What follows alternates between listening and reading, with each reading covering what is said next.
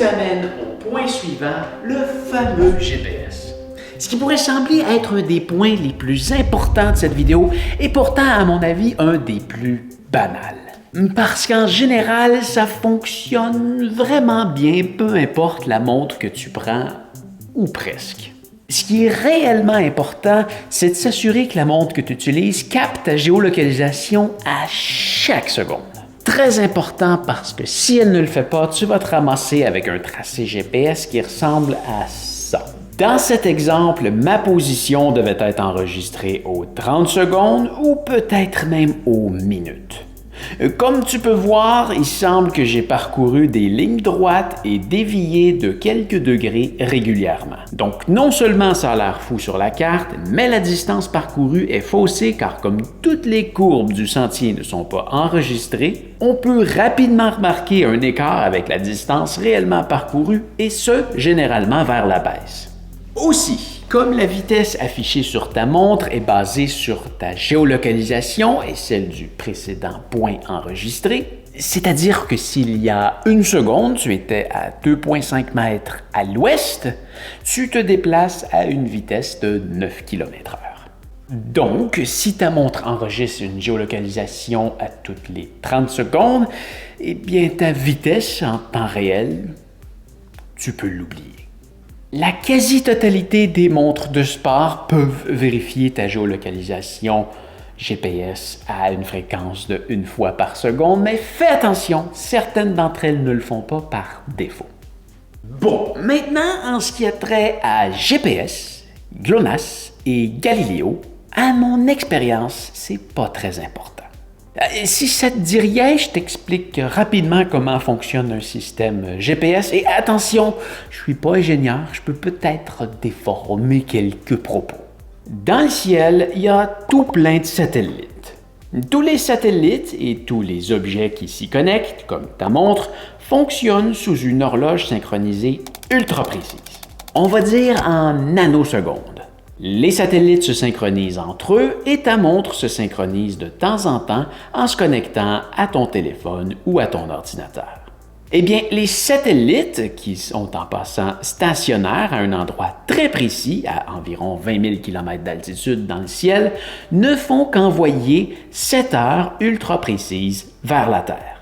Et bien qu'ultra rapide comme signal, il y a un très léger délai causé par la distance entre le moment où l'heure est envoyée et le moment qu'elle atteint la Terre. Quand ta montre capte l'heure d'un satellite, elle calcule tout simplement la différence entre l'heure qu'elle reçoit versus son horloge interne pour calculer sa distance entre elle-même et le satellite.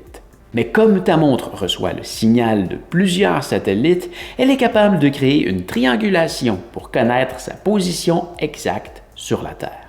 Bon, maintenant que tu sais comment ça fonctionne, tu dois savoir qu'il existe 3 systèmes satellitaires de positionnement dans le ciel. Le plus ancien des 3 étant GPS pour Global Positioning System, appartenant aux États-Unis.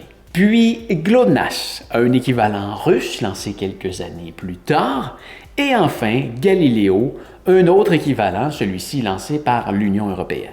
Ils fonctionnent tous environ de la même manière. Bon, revenons-en maintenant aux montres.